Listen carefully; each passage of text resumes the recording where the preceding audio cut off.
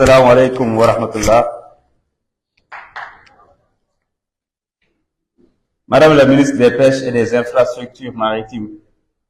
et portuaires,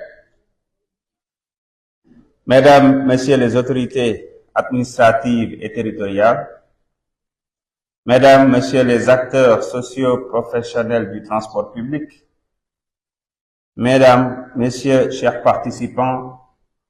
honorables invités. Mesdames, Messieurs, pendant 5 jours, vous avez, à travers des discours et des échanges fructueux, révisité intensément et avec objectivité les contours de notre système de transport public, routier, ferroviaire, aérien et maritime. Permettez-moi ainsi, au nom de son Excellence, Monsieur le Président de la République, et au nom du gouvernement, d'adresser à vous tous mes sincères remerciements pour votre contribution inestimable aux travaux engagés durant ces 5 derniers jours. Je voudrais également rendre ici un hommage appuyé pour son engagement et son soutien pour la réussite de cet événement exceptionnel à Madame le ministre des Pêches et des Infrastructures maritimes et portuaires, traduisant ainsi notre volonté résolue d'amélioration des performances des services de transport par l'interconnectivité de la chaîne mer-terre. Dans ce sillage, je voudrais confondre dans mes remerciements tous les services de l'État, tous les professionnels du transport, le secteur privé, la société civile, le monde universitaire et culturel, les équipes techniques du monde des médias, pour leur mobilisation et leur contribution consacrée à l'événement en lui donnant un cachet à la hauteur des enjeux. J'ai aussi une pensée particulière pour ces jeunes élèves du centre Talibou Dabo qui nous ont procuré tant de bonheur et semé tant d'espoir en nous pour le futur des transports lors de la cérémonie d'ouverture. Mesdames, Messieurs, à l'ouverture solennelle des États généraux des transports publics, il y a 5 jours, le chef de l'État nous engageait à établir un état des lieux du secteur des transports publics et à réfléchir aux solutions pérennes pour pallier les problèmes endémiques du secteur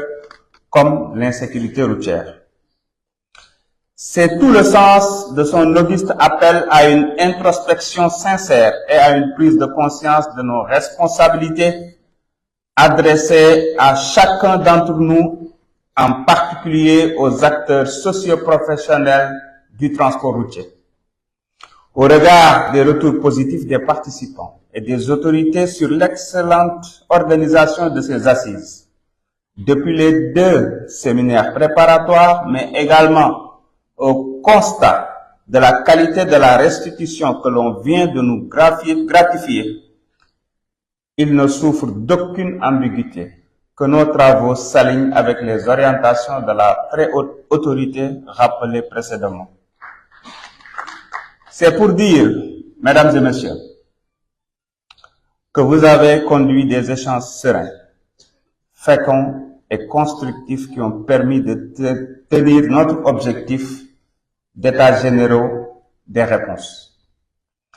Assurément, l'un des mérites de ces consultations est précisément d'avoir échangé et non d'avoir cherché mutuellement à nous donner des leçons. À titre d'illustration,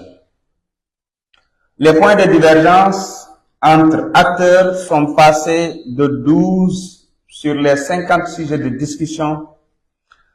avant les assises à presque 0. Je dis bien à presque 0 parce que les, entre guillemets, points de divergence dont j'ai entendu ici seront réglés dans la mesure où, pour la plupart, c'est entre structures de l'État. S'ils n'arrivent pas à s'entendre, l'autorité va décider.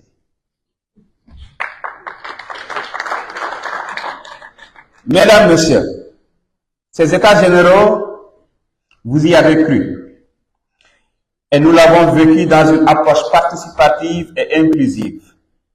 donnant à toutes et à tous la place et le rôle qui s'y est. À travers des panels et sessions parallèles multi-acteurs,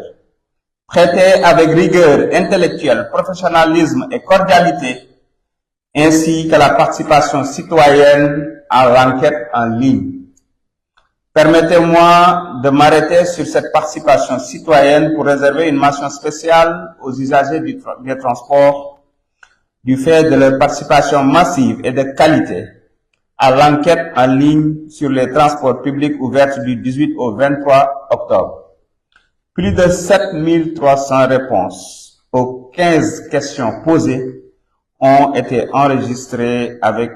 en sus presque 5000 contributions répertoriées. Sur ce, il convient de retenir que l'analyse des résultats de cette enquête reflète chez les usagers répondants le besoin d'une mobilité de qualité en toute sécurité et en toute sûreté. Mesdames, Messieurs, vous êtes donc parvenus au bout d'intenses réflexions à finaliser des propositions et des recommandations pour permettre au chef de l'État et à son gouvernement de prendre les décisions idoines pour un renouveau de nos systèmes de transport public.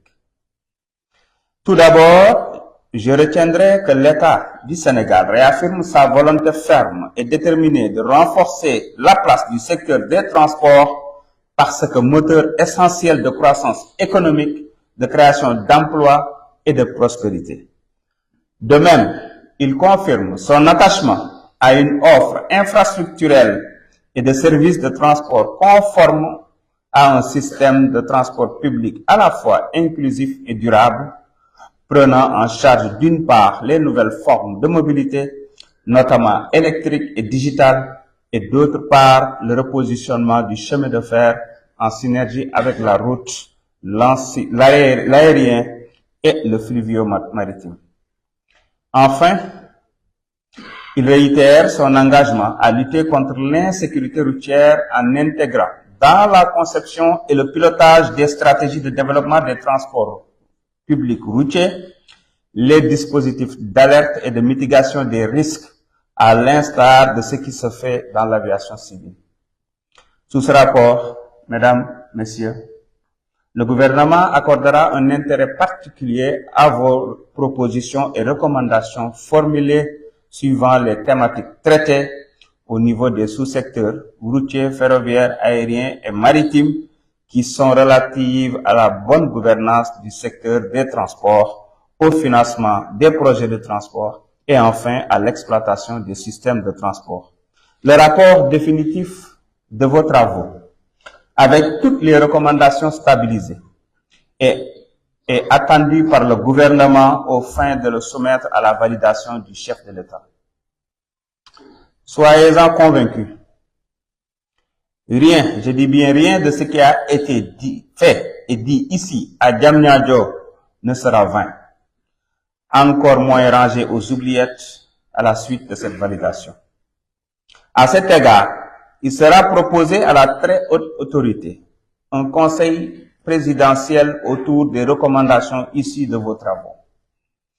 Ce sera l'occasion certainement de valider le rapport définitif et de disposer d'une feuille de route de mise en œuvre et de dispositifs institutionnels de suivi qui permet de rendre compte de l'état d'exécution des directives présidentielles. Par ailleurs, Mesdames, Messieurs,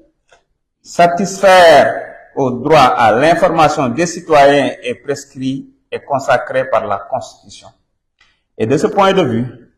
et conformément aux principes de redevabilité et de transparence, inscrit en lettres d'or dans la conduite des affaires publiques, l'instauration de clauses de rendez-vous avec l'ensemble des acteurs que vous êtes, y compris le citoyen lambda, est un impératif. C'est pourquoi le gouvernement s'engage à organiser un suivi trimestriel et une revue annuelle des états généraux des transports publics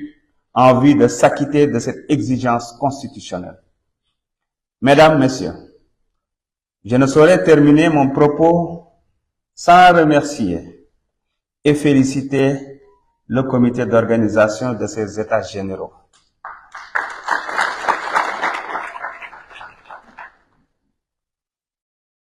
Le président de la République disait, j'ai le premier ministre de tous les temps. Moi, j'ai le droit de dire que j'ai le secrétaire général, le meilleur secrétaire général de tous les temps. Donc, sous la coordination du meilleur secrétaire général de tous les temps, pour leur engagement et leur mobilisation sans faille, ayant permis de réaliser la directive de Monsieur le Président de la République. En réitérant mes sincères remerciements à Madame la Ministre pour avoir accepté de co-présider cette cérémonie, je déclare clos les États généraux des transports publics édition 2024 et vous souhaite à toutes et à tous un bon retour dans vos foyers respectifs. Dinaa ko tënk ci wolof. Ginnaaw bi ma nuyoo Soxna Fatou Diouf, ministre des Pêches et des Infrastructures maritimes et portuaires, di nuyu tamit mbooleem autorité administrative yi nga xam ne ñooy ndawal état yi fi teew. maa ngi nuyu mbooleem acteuru transport ak xeetu transport bu mu mën a doon. mbokk yi, juróomi fan ngeen waxtaan yu am solo,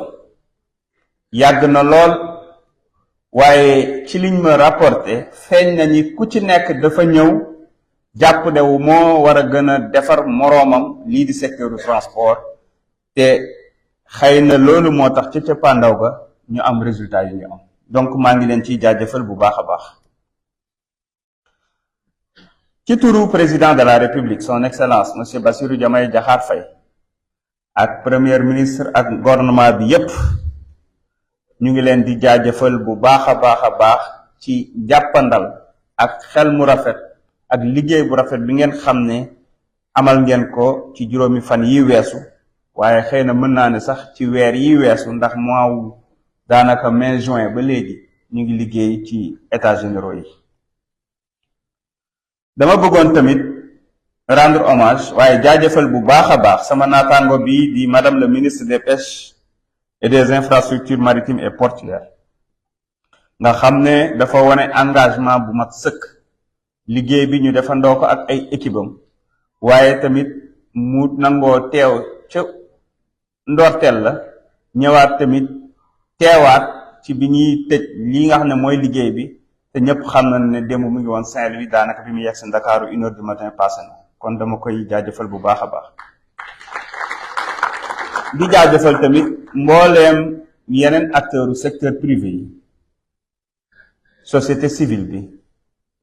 rawatina monde universitaire bi ak culturel bi ci liggéey bi ngi mucc ay ak seen participation yi nga xam ne def nañ ko ci, waaye équipe technique yi,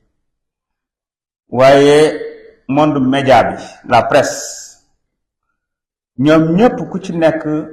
indi nga sa njàppandal ak sa xel mu rafet ba tax yëf yi mën a yemb. mënuma ñàkk a jaajëfal tamit centre Talibou Dabo moo xam ñi ko jiite, waaye tamit xale yi ñëwoon wax na ko sànq, di wane ne ci suñu transport dañu war saa su ne di xalaat ñi nga xam ne ay sénégalais lañ wala ay citoyens du monde la ni ñun, te xëy na yàlla teg na ci ñoom laago boo xam ni mënuñu am chance dugg ci transport yi comme ñun ni ñu koy defee. te nag may wax ne kenn mucc ci, donc war nañuy xalaat leen xalaat ëllëg. kon dañuy wax ne rek lii santaane la woon boo xam ne président de la République moo ñu ko sant te njëlbeen ga, ndax secteur transport ak infrastructure yi dafa nekk lu ko soxal, te réew yépp nangu nañu ne mooy li mën a tax koomu réew dëgër. kon nag bu la yàlla dénkee nga yar li mën a tax koomu réew dëgër,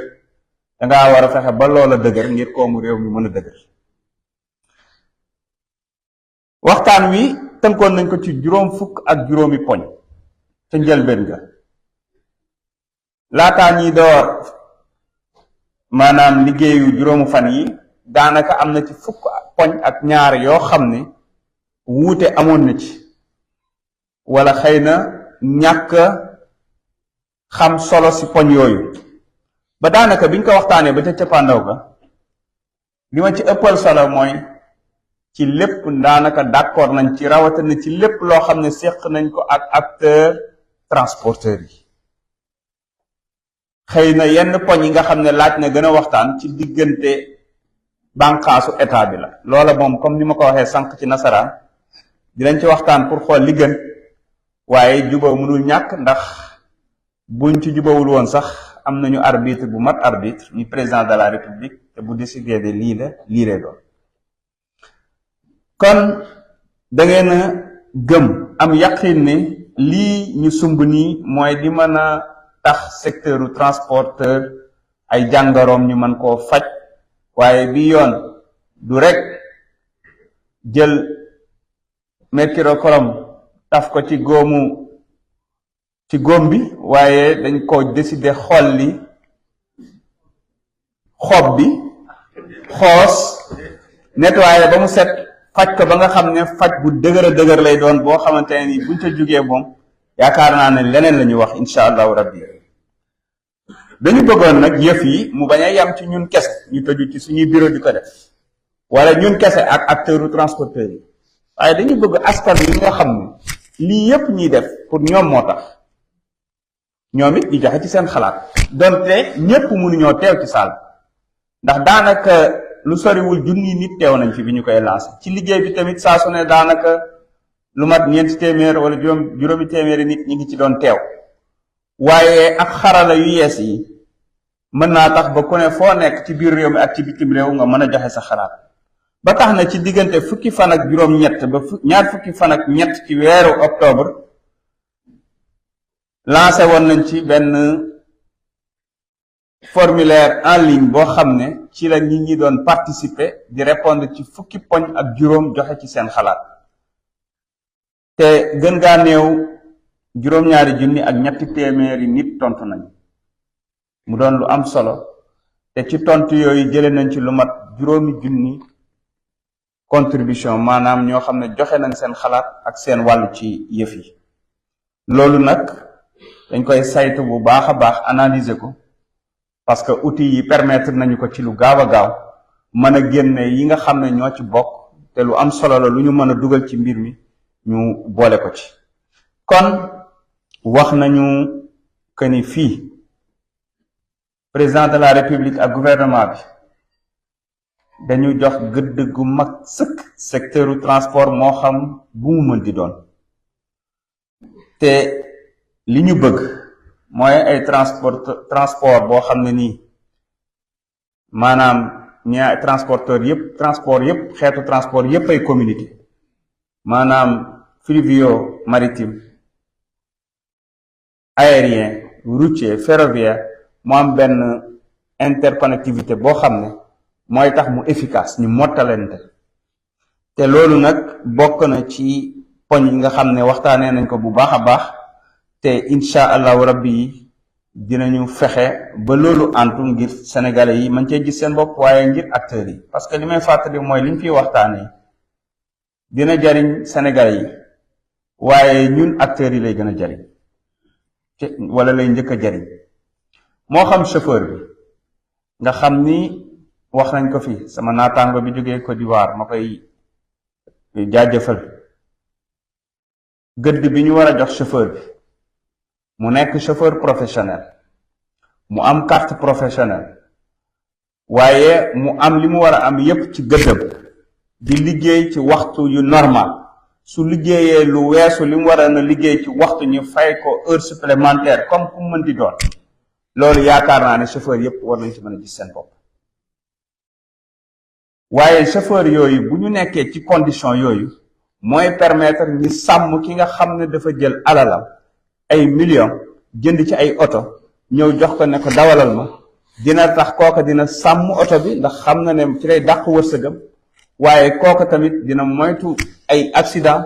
waaye dina tax kooku li ñu woowee société am sur le plan économique mën a rentable kon mbir mi ñépp a ci gis seen bopp encore une fois am na yu bëree bëri yoo xam ne wax nañ ko fii duma ci sori ci vidéo verbalisation bi ci contrôle routier bi entre autres loola yépp liñ ci jublu mooy yombalal ko ñëpp te bu ko yeneen réew defee parce que l'impossible n'est pas sénégalais su ko yeneen réew defee ñun ñu war cee mën a def lu ko raw te nag dañoo dem xool li yeneen réew yi di def ñu jàpp ne ñun mën nañ koo def ba def sax lu gën li ñuy def ñoom te su boobaa ñëpp a ciy gis seen bopp. damay faral di wax ne bu ñu defee vidéo verbalisation man mucc ma ci ministre Côte d'Ivoire dañu ànd après di waxtaan mu ne ma mënuma ko woon a wax ci kaw mais am na benn chef ci suñu institution yi boo xam ne dafa jeexal ay points yépp waaw li tax ñu def système de points yi mooy gëm nañu ne chauffeur professionnel yépp duñ ci am problème déedéet waaye ci biir chauffeur yi ñëpp nangu na ne am nay chauffeur moo xam particulier la moo xam transport public mais ñooñu boo jeexalee say points nekkul ne dootoo dawala si ci réew mi de dañ lay wax nga dem jàngiwaat ngir récupérer say points parce que dañu bëgg ñi nga xam ne dañoo amoon seen permis ci naka lu dul noonu ñu fexe ba indi leen ñoom ñëpp ñu defaat formation bi comme ni mu war li wutale chauffeuru Dakar Dem Dikk ak yeneen chauffeurs yi xëy na wax nañ ko nekkit wi ci la bokk wax dëgg fa yàlla waaye tamit bu ñu ñëwee jël chauffeur yépp ñu ngi leen jëlee ci secteur yeneen transport informel bi mais bu ñu leen yóbboo dañ leen di former formation boobu noonu da moom mooy moteur bi yaakaar naa ne ci mën a fexe ba capital humain bi mën a méngoog système de transport bi ñu bëgg kon lépp lu ñu fi teg du pour soxare nit du pour yàqal nit waaye pour jàppale ko la ndax nag dañoo am responsabilité aar ñëpp directeur ASECNA bu bees bii ma koy jaajëfal bu ñëwee Sénégal nekk fi directeur ASECNA yor otoom am chauffeur muy daw normal man ma am chauffeur dawul normal ma saaraan fekki ko moom da ciy lor kon mbir mi pour ñëpp la du cibler benn secteur wala benn pàcc pour ñëpp la te yemul rek comme ni ma koy waxee ci transport routier bi ndax sanction yi mu ngi gën a taree sax ci transport ferroviaire dégg ngeen ñu ñu jàpp man xam naa leen sama ay collègues lañ woon parce que train bi mbëkk na nit donte nee nañ nit kooku xel mi am na nu mu demee waaye terewul dañ leen a jàpp tëj leen loolu la yoon santaane secteur aérien bi yu ni mel lañ nekk di fa def ay audit yu tàng jër ñoo xamante ne nii léeg-léeg nga gis koo xam ne yor na compagnie aérienne am ma ne ANACIM defal liggéey mu def liggéey gis ne lii kii remplir critère bi mu ne ko sa avion da nga koy couler te xam ngeen avion bu naawul pertement yi mu indi waaye dañu bëgg sécurité bi parce que avion boobu man mën naa ci dugg suba ku nekk ci yéen mën na ci dugg suba moo tax c'est important ku nekk bañ a jàpp ne mbir mi ci yow lañ ko jëmal waaye mu jàpp ne man lan laa war a mën a def ba méngoog yoon parce que tant que yaa ngi méngoog yoon rek liñ fi wax yépp ci wàllum contrôle sanction ak lu ni mel yaakaar naa ne yow doo ci am benn xel ñaar kon mbokk yi mënuma daaneel samay kàddu te jaajëfaluma mbooleem ñi nga xam ne ñoo tax liggéey bi antu muy yéen ñëpp acteurs yi mu sama ay directeurs généraux directeurs nationaux ak rawatina nag équipe bi nga xam ni mooy comité d'organisation bi nga xam ne nalawuñu xëy na xaw naa compliqué lu ñu indi mën na leen soppi leen ko def leen ko ni waaye c'est parce que ka jiite ka ca bopp ba président de la république da doon wax ne sama premier ministre mooy premier ministre bi gën ci li Sénégal ma sa am ci premier ministre man tamit ma ne sama secrétaire général mooy li gën ci ministre yépp am comme secrétaire général mu ànd ko toute l'équipe ñu def ci liggéey bu mucc ayib ba tax na yaakaar naa ne suñuy jógee fii te la ca ëpp solo mooy liñ fi waxtaanee tënk ko bi yoon du nelaw ci tiroir yi de loolu moom mën naa leen ko firnde du nelaw ci tiroir yi ndax dinañ ko jébbal chef de gouvernement bi ñu liggéeyaat ko jébbal ko président de la république te dinañu sàkku mu organiser ñu benn conseil présidentiel ci li nga xam ne mooy états généraux yi te ma leen di wax ne conseil des ministres bi weesu ginnaaw bi ñu jëfalee ci états généraux yi wax na premier ministre ak ministre de l'économie et des finances ñu fexe ba liñ fiy tënkee ñu appliquer ko jàppale leen ñu appliquer ko kon mën nañ am yaakaar bu baax ne suñu jógee fii lépp lu jëm ci wàllum renouvellement parc lépp lu jëm ci wàllum yaatal yoon yi ak programme yi ñu ci am lépp lu jëm tamit ci wàllu yar nit ñi ci yoon bi incha allahu rabbi dinañ ko matale sëkk maa ngi leen di sant di leen gërëm jërë ngeen jëf.